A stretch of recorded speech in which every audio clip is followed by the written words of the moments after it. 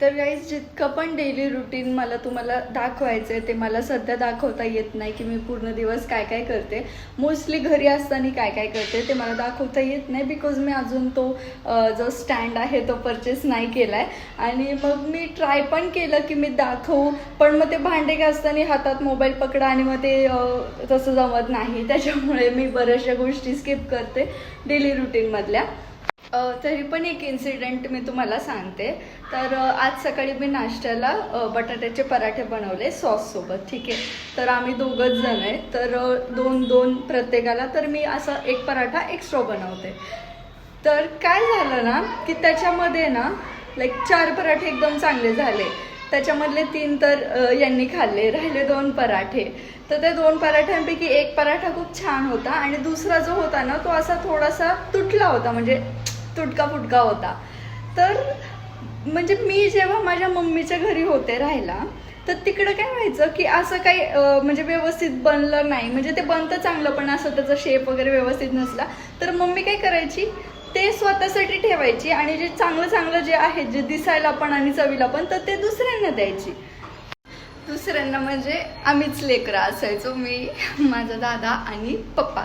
ठीक आहे, तर मला असं नेहमी वाटायचं की ही अशी का करते, लाईक ही स्वतः बनवते, स्वतः एवढे एफर्ट्स घेते, तिला इतकं छान कुकिंग येतं आणि स्वतःसाठी ती नेहमी असं का करते. म्हणजे मला असं वाटायचं की ही अशी का करते. आणि मग तिच्या प्लेटमध्ये तसा तो पराठा किंवा असं काय बघितलं की मी तिला म्हणायचे तू असं मुद्दामून करते का आमच्या समोर, की म्हणजे आम्हाला असं गिल्टी फील होईल नाही का. तर ती म्हणायची की नाही तसं नाही आहे, मग हा पराठा कोण खाईल. ओके, तर आज काय झालं, तो पराठा तसा बनला होता, तर ऑटोमॅटिकली मी तो पराठा स्वतःसाठी ठेवला आणि जे चांगले पराठे होते ते मी यांना दिले.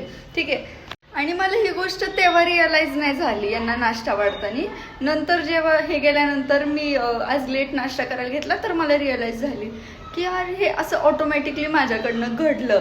म्हणजे मला सांगायचं हे की लाईक हे चेंजेस जे असतात ना ते असे विथ प्रेशर किंवा नाही का की आता ऑप्शन नाही आहे म्हणून मला हे खायला लागते, तर तसं नसतं.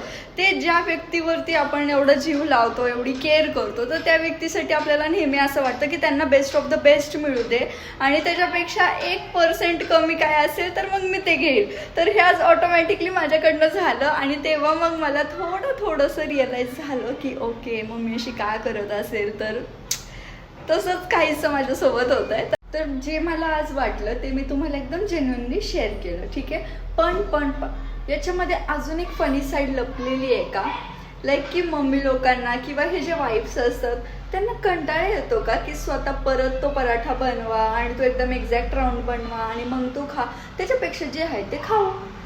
तर ही एक फनी साईड आहे त्या गोष्टीची. तर तुम्हाला ह्या दोघांपैकी नक्की काय वाटतं त्याच्यामुळे तुम्ही तुमचा आलू पराठा सॅक्रिफाईस करता ते मला कमेंटमध्ये नक्की सांगा आणि मी अशाच क्यूट गोष्टी तुमच्यासोबत शेअर करेल. Thank you, stay tuned.